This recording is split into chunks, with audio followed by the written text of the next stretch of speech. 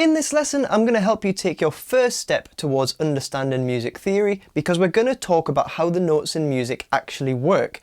This is basically the equivalent of learning the musical alphabet, which will serve as the foundation to all the music theory and knowledge that you'll gather and use on your journey as a guitar player. Obviously, in the long run, it's going to be super important to know how the notes in music work if you want to play a musical instrument, but there are some instant benefits for guitar players as well. First of all, you'll be able to start exploring higher up the neck and you'll have better communication and understanding of musical terms. For example, if someone says to you play a B note, you'll actually be able to find one, or if you need someone else to play a B note, like a bass player, you could tell them that as well. Also, you'll be less limited in terms of your chords. You'll be able to find the root notes of movable chords, meaning that you'll be able to progress beyond just those open chords that we learned in the first couple of series. So diving straight into it, there are 12 notes in music and we're going to start by looking at the natural notes, which make up 7 of these 12. Now the natural notes just come from the first 7 letters of the alphabet, so A through to G. So if we start ascending in pitch from A, we'd have A, B, C, D, E, F, G. And if we took another step up from G, we'd get to another A note and the pattern would just start again. Now the distance between these two A notes is known as an octave. Octaves are 8 notes apart, just like an octagon has 8 sides. Now in this example, I've started from the note A because we're used to starting the alphabet from the letter A, but really in music you should feel like you can start from any note. Don't feel like this pattern has a specific start or end point. Think of it more like a never-ending spiral staircase where you could step upwards or downwards as many octaves as you like.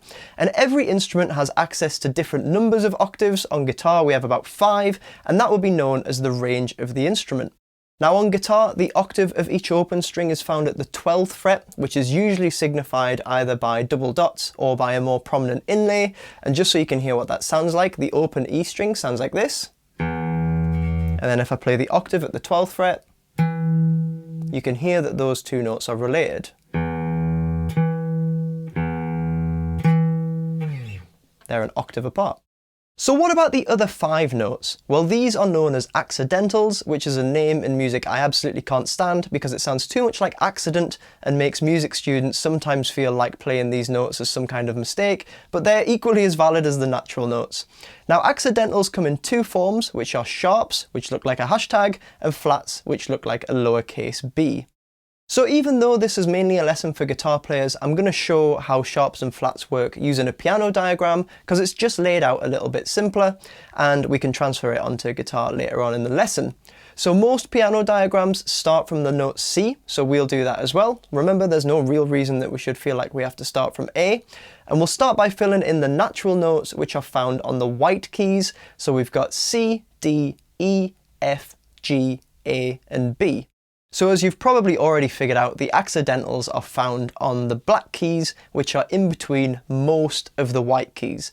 These are our sharps and flats. Now to sharpen a note means to raise it by 1. So if we start from an A note and we move up to the black key that is 1 note higher in pitch, we would think of that as an A sharp. And to flatten a note means to lower it by 1 in pitch. So if we moved down from A to the black key 1 lower in pitch, that would be A flat. Now that's all well and good, but what if we start from B and move down to the black key? Then we'd have a B flat, but that's actually the same note as A sharp. So A sharp and B flat are the same note, they sound the same, and they'd be known as enharmonic equivalents, but you don't really need to learn that term at this stage. But it's important to know that this note could have 2 potential names, and if you're wondering, well, how do I know which name to use? In more advanced music theory, there is a correct answer, but when you're first getting started learning, don't worry too much about this. You can call it either one, just so long as you're playing the right note on the instrument.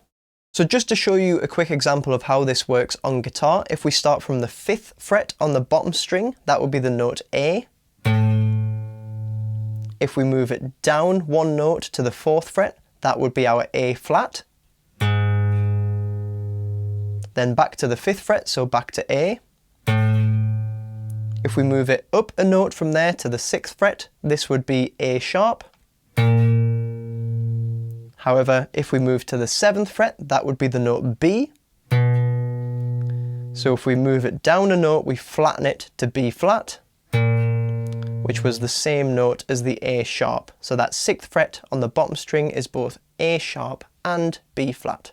Now, as I briefly mentioned, there are black keys in between most, but not all of the white keys, so not all natural notes have accidentals in between them. There are 2 pairs of natural notes that you've got to learn don't have accidentals, which are E and F and B and C. So there's no E sharp or F flat, and there's no B sharp or C flat. But it's really important to remember that there is an E flat and an F sharp, and there is a B flat and a C sharp. So they still keep their accidentals on either side, they just don't have the accidentals between those 2 pairs of notes. I have a student who created his own mnemonics to remember this. He uses eggs and bacon don't have sharps, fish and chips don't have flats. So you can use that or something similar of your own if it helps you remember. So now I'm going to show you a quick exercise so you can start putting this information onto your guitar fretboard. So what we're going to do is we're going to pick an open string. It can be any open string, but in this example we're going to use the open low E string, and we're going to play every note on every fret, working our way up to the 12th fret and back, and we're going to name the notes as we play them. Now on the way up we're going to use sharps, and on the way down we're going to use flats so that you get used to both. Now it's important to note that the open string is a note within itself. Remember that notes are just the names of sounds. So if I play the open E string, it sounds like this. And then if I play the 1st fret, it sounds different. Hence they have 2 different note names. So don't get confused thinking that the open string and the 1st fret are the same thing. The key thing to take from this exercise is learning absolutely by heart where the notes that don't have accidentals are, which in this example we have to do straight away. So if I play the open low E string, that obviously gives us an E note. And then remember there was no E sharp, so the 1st fret takes us straight to F. F does, however, have a sharp, so the 2nd fret is F sharp. And then moving upwards we've got G. Then G sharp, then 1 higher from G sharp starts the alphabet again, so we have A on the 5th fret, then A sharp, the 7th fret would be B. Remember there's no B sharp, so when we move up 1 to the 8th fret we jump straight to C. The 9th fret is the C sharp, the 10th fret is the D, 11th fret is D sharp, and finally 12th fret is our octave, so we have E, and that lets us know that we're on the right track because we want it to be the octave of the open string that we started with. So when you get to double dots, if you're saying the same note as you started the open string with, that means you're on the right lines, unless you happen to have made 2 mistakes somewhere that cancel each other out, so it's always worth checking the notes to make sure you've got it right. Now, if we descend from the 12th fret, remember this time we want to use flats. You also have to get used to doing the alphabet backwards, which is very tricky at first, but you do get used to it. So we have the 12th fret is the note E. The 11th fret would be the E flat. 10th fret is D. 9th fret is D flat. 8th fret is C. Now it normally goes a little bit wrong here. Remember there's nothing between B and C. So from C, if we move down 1, we're straight to B. It's a really common mistake that people say C flat there. So beware of that one.